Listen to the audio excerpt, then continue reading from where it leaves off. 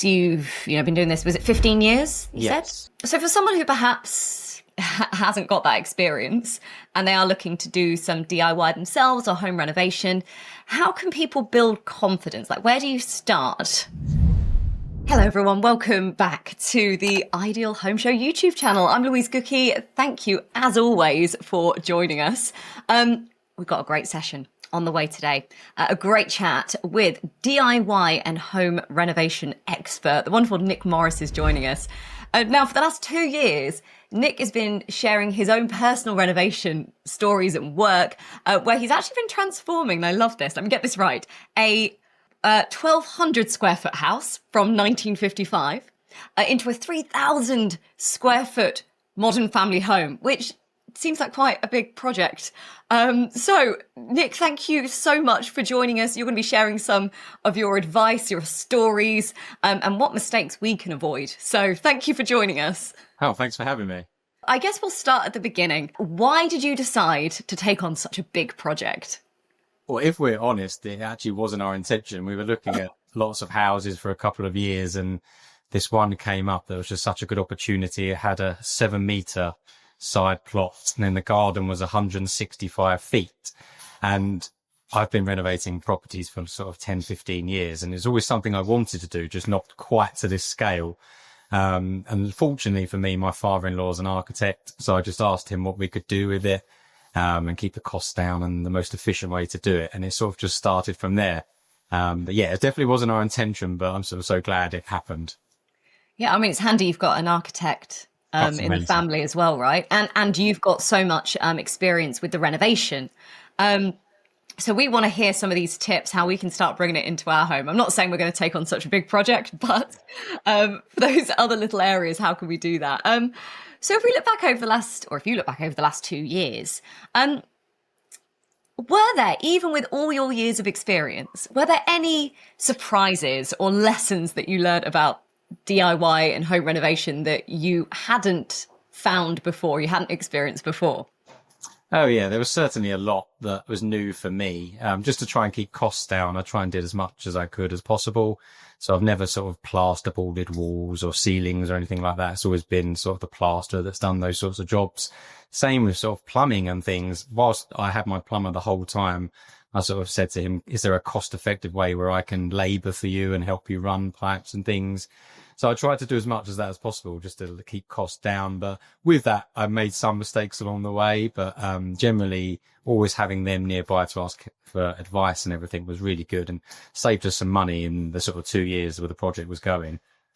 That's really interesting. I'd never even considered the fact that you could ask a plumber or an electric, if you could help. That's a great way of keeping costs down. Yeah, I'm really fortunate because maybe my situation is different, but I've had relationships with these guys and girls for most of them sort of minimum 6-7 years. So we don't always even agree a price to do the work. So it'll just be like, can you come and do this for me? And I'll help you to keep costs down as much as possible. And I'll do the horrible work sometimes, like drilling 1,000 holes to run pipe work and things like that. But yeah, I'm quite fortunate in that way. But some of my friends have done the same with people they've hired as well, where they've offered to do little bits, even like getting floorboards up in preparation for them coming, or something as simple as that can save these guys time. Yeah, and save you money, which is obviously key. Were there any, so I know we mentioned plumbing there and plastering. Those are things you've never done before. Was there anything else that you, I guess, learned from scratch, and how did you learn it? Like, where do we go to learn these skills? Yeah, so there were a few things. So with the plasterboarding, I'd never done that before. So again, I just took consultation from my plasterer who's done it many times, and he showed me some techniques. Then he helped me sort of do a room one-on-one for a day, and then I went off and did it on my own, but just was constantly checking back with him as to how it sort of worked and was I doing it right. And then actually in the finishing side of things, I did things like paneling, which I've never done before in our hallway. Again, always with a guide of just speaking to the carpenter and making sure this is how he would do it, or getting a lesson from him in the beginning how to do it right. But yeah, did lots of things I've never done before and wasn't really brave enough to try before, especially things like paneling. It's going to be there in the end. So now I see it now. I'm really proud of it, but it was a bit daunting at the time. Yeah, I can imagine. Yeah, like you say, because it's not that, so you can't hide it. That's Exactly. there. Yeah. That's it's the finished product, right? Yeah. Again, I had no idea that you could get a lesson from a plasterer, but of course you can. Like, why wouldn't you? Yeah. Why wouldn't you be able to do that? Most people like to sort of impart wisdom, I guess, don't they? So if Yeah. they think they're good, then I'm sure they're happy to help. Yeah. I mean, that's a fantastic tip. Were there? We'll go before the thing. Well, we spoke about the paneling you were really proud of, and we'll talk about some more of the real successes in a second. But let's talk about the mistakes that can happen. Were there any renovation like big mistakes that happened? And how did you go about fixing them without giving up? Yeah, I mean, I've made mistake. This was kind of fortunate because I've been doing it for a long time. So there were a few mistakes, but nothing major. One of the ones was actually plasterboarding though, where I sort of butted all the plasterboard sheets up against the ceiling when I was doing the walls, that left sort of a small void at the bottom. And I didn't think that would matter because skirting was going over the top or a shower tray was butting up against it. But actually, particularly in the bathroom, that void was never filled. So when you're trying to like silicone, for example, around the shower tray, that silicone would sort of drop into the void. So just that's such a small thing where, and even actually my carpenter said when he was doing the skirting, it's more difficult for him to fix because you've got that small gap at the bottom, which I thought nobody's going to see it and it's not in use. So why would it matter? But that was just one thing I learned, especially in the bathrooms. That became a problem where I had to sort of scrape it back and then fill it in and then do it again.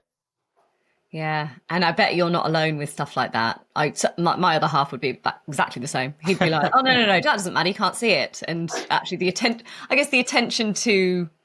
I'm not saying you're like this. Maybe I'm just saying he is. It's the attention to detail which you can't see does make a big difference. Yeah, definitely. There's some things you think you can sort of get away with, as in the car. Yeah, get away with that's a better way of putting it. But ultimately, it's not a good idea. What's that phrase? It's like do it wrong, do it again. Or Yeah, like that. exactly. Yeah. Do it once right. There's a phrase in there somewhere. I can't remember clearly. So I mean, you've got a lot of experience. You've been doing this. Was it 15 years? You said? Yeah. Okay. So for someone who perhaps hasn't got that experience and they are looking to do some DIY themselves or home renovation, how can people build confidence? Like, where do you start?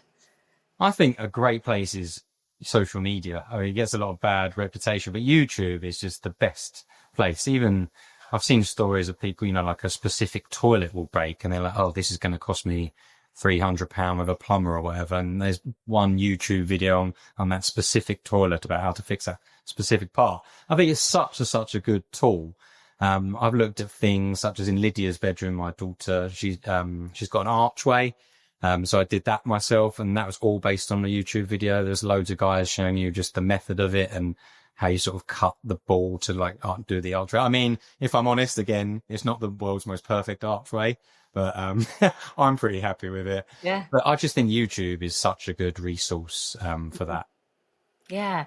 And, what about, and I know I spoke about the things that potentially got messed up, and I promised I'd come and circle back around to the things that you're proud of and those successes that you did. Now, you've mentioned, like I said, the plumbing and the plastering and even the arch. Were there any sort of other really specific DIY projects that you've been really proud of and you were like, whoa, I didn't know I could do that? I think actually some sort of carpentry for like stud work and thing I was quite proud of because I've always just left that to the sort of professionals. As I've got older and got used to using like the right tools and using the right timber and things, I've started to do more sort of building rooms out of the stud work as well, which is something I've always used to be sort of a bit bash and not really do the nice, delicate things. Whereas that actually it's amazing when there's just an open space and then you spend a few hours in it and you've sort of built the sort of outside of a room. It's quite fulfilling and something I wouldn't actually think I'd be able to do. And then, when I've checked with the guys, they've always said, yeah, it's okay. So that's something I'm actually quite chuffed with. And what would be, if someone was, for whoever potentially is wanting to do that, can you share a bit of a how-to on that? Yeah, I mean, it's always just starting with the sort of edges. So you just start with, they always sort of do the timber that's going across the ceiling first and the base first. And then you make sure your measurements are nice and even. And then they always just do the uprights next. And then it's just doing the timber uprights. And then that sort of builds your frame of one side. And you can do as many sides as it requires. And then it's just doing things like a big bit of timber in the middle and then all the noggins off of it to make the wall nice and strong. But it's something that it's quite fun to do. And I think everyone could do it as well. And definitely watching some YouTube tutorials would really help. And it's quite fulfilling when it's all done and completed. Yeah, when you sit back at the end of the day and go, yeah. Yeah. Yeah. Totally get that. Amazing, Nick. Thank you so much for joining us and sharing some of your DIY, successes, and actually, when things don't go wrong, it's not the end of the world. Yeah. Sometimes we think it is. Where do we find you? How can we keep up to date with everything you're doing?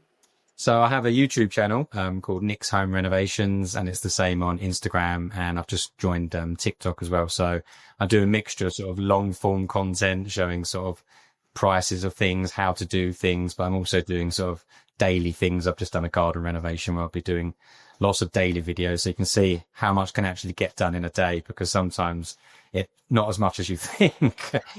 Oh, I completely agree. I even went to go and weed the garden for the first time because I'd just moved into a new home, and I did sort of 5 hours of weeding, and I was like, you can't even see it. Yeah, I know. I did. So dissatisfied, yeah. Yeah. So, but that's really good actually to know as well. So there'll be the ones that you do sit back and go, I'm proud, but other things that you go, it just needs to be done. Yeah, exactly. Get it done. And it takes time. Brilliant. Nick, thank you so much. We will link all of that down below as well. We will have you back for another interview very, very soon. But in the meantime, everyone, thank you so much for watching. Do if you've not subscribed yet, please do, and go and check out our other interviews here on the Ideal Home Show YouTube channel. Nick, thanks again, and we'll see you very soon. Thank you.